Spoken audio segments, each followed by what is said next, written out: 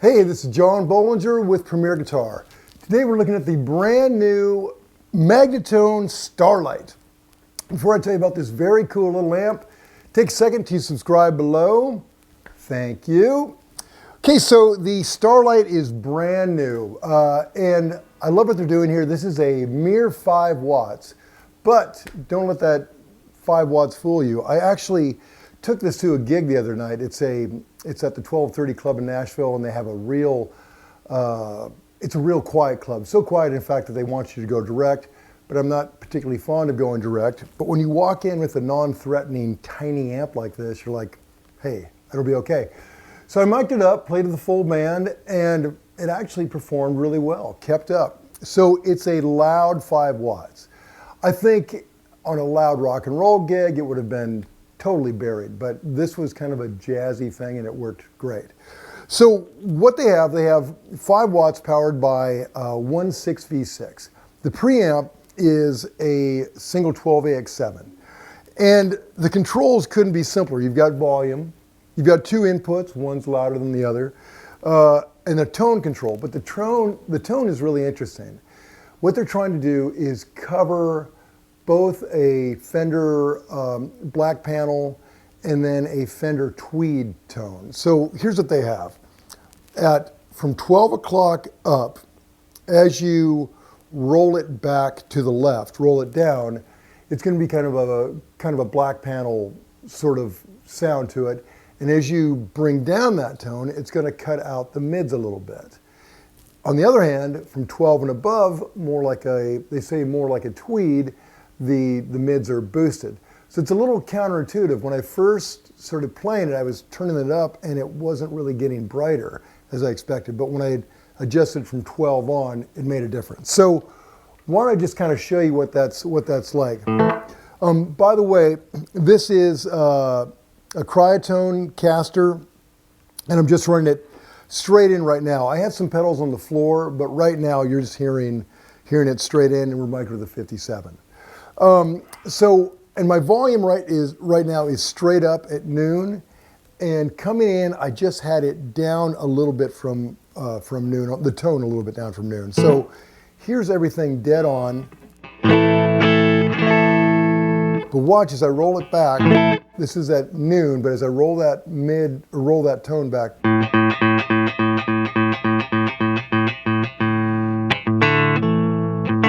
gets a little, I guess, a little clearer to me as it pulls out those mids.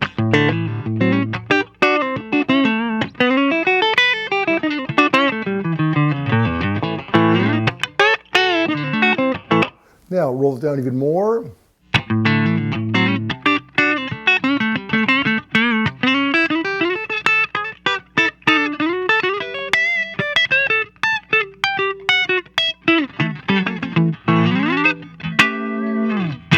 Cool, right? All the way down.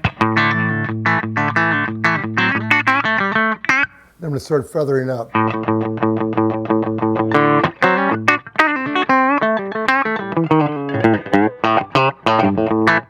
You see right there, I'm at noon, but as I was turning it up, it was getting kind of darker. Right? That's at mids. Now, from noon and up,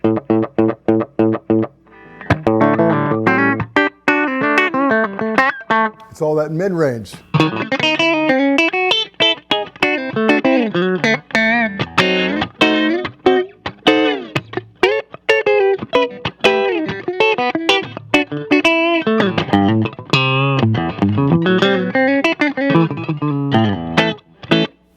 And then crank it all the way up, the tone all the way up.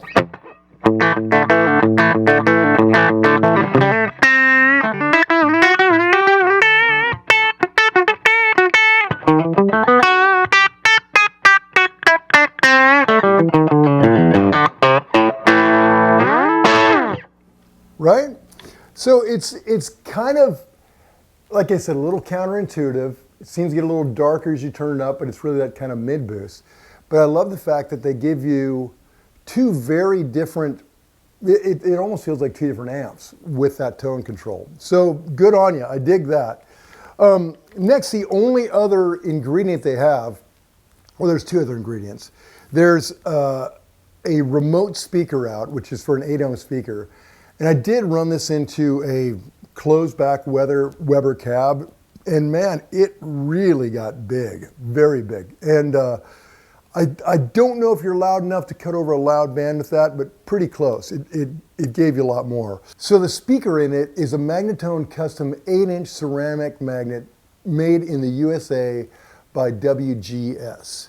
But as I said, that external cabinet, if you want something like a 12, it makes it a whole different animal.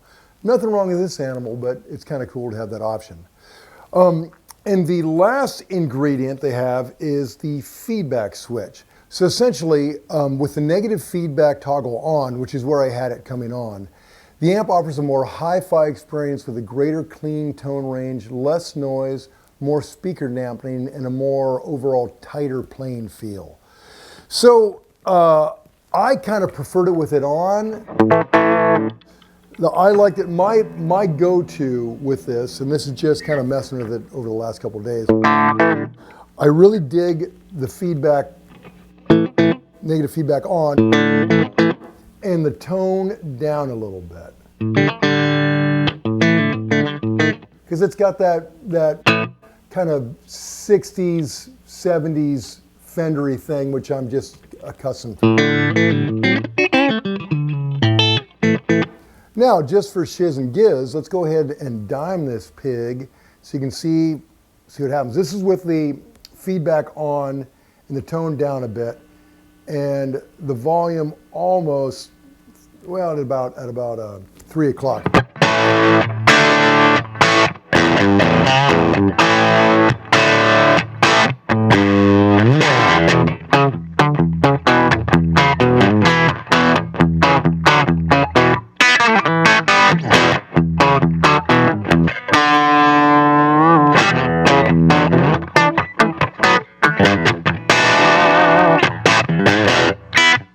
Right? Now let's do it with the tone up a bit too.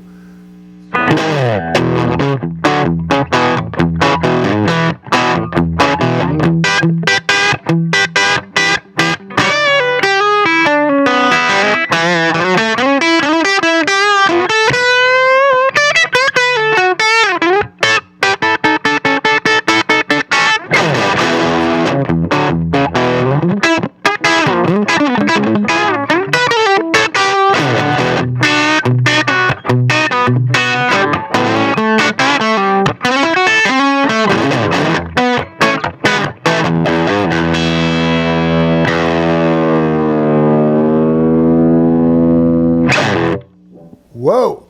So we're so close, just go ahead and dime it, turn everything up to see what happens.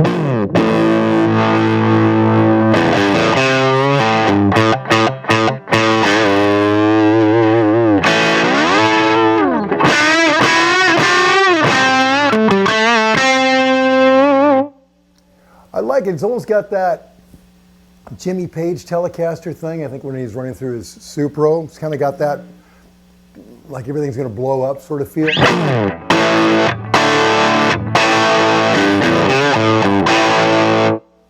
And that's loud. That would keep up with a loud drummer, depending on the drummer.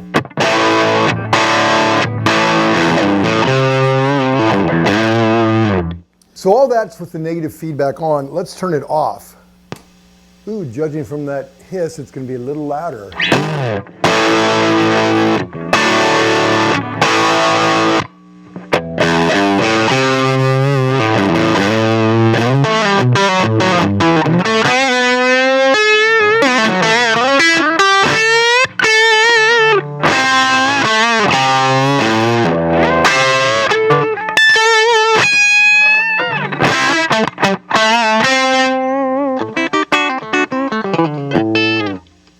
Cool, right? So far, we've not used any pedals on this, but it takes pedals really well. Let me bring it down to a more manageable volume. I'm going to put the feedback back on, put the volume in the middle, and tone down a bit. And just add a little bit of reverb.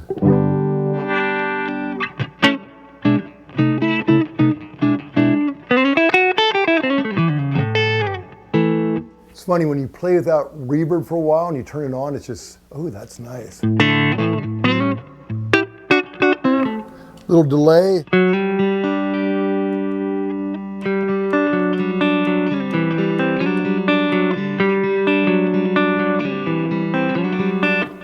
Little compression.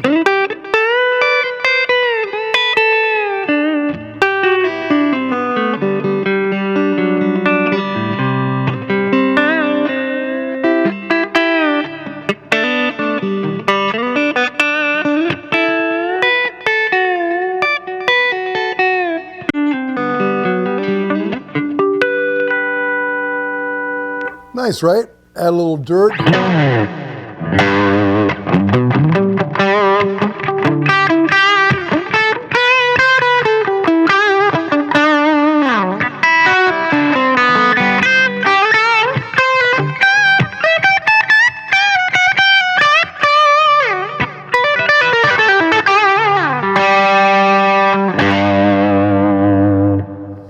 Okay, so just for fun, let's go ahead and try some humbuckers. Okay, so this is my 61 Gibson ES355 with PAFs in it. So let's hear what it sounds like with humbuckers.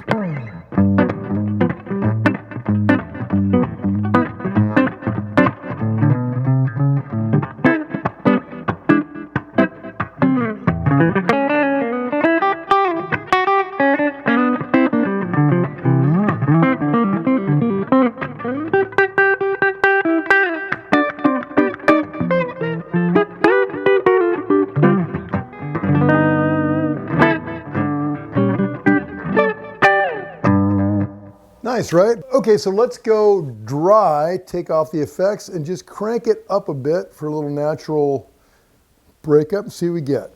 Yeah.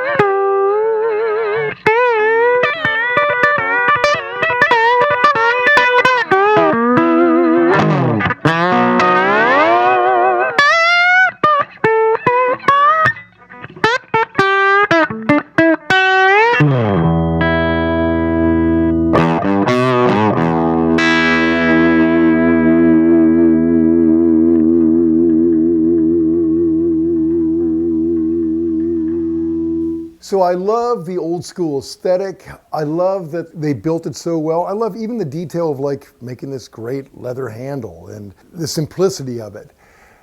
When there's a lot of knobs on an amp, I can literally tweak myself out of a good tone. This is very few knobs and yet a lot of sonic options. So good on you, Magnatone. To read the full written review, go to premierguitar.com or have the magazine sent to your home. While you're at it, while you're online, make sure you follow us on Facebook, Instagram, Twitter, our YouTube page, all that jazz. This is John Bollinger. Till next time.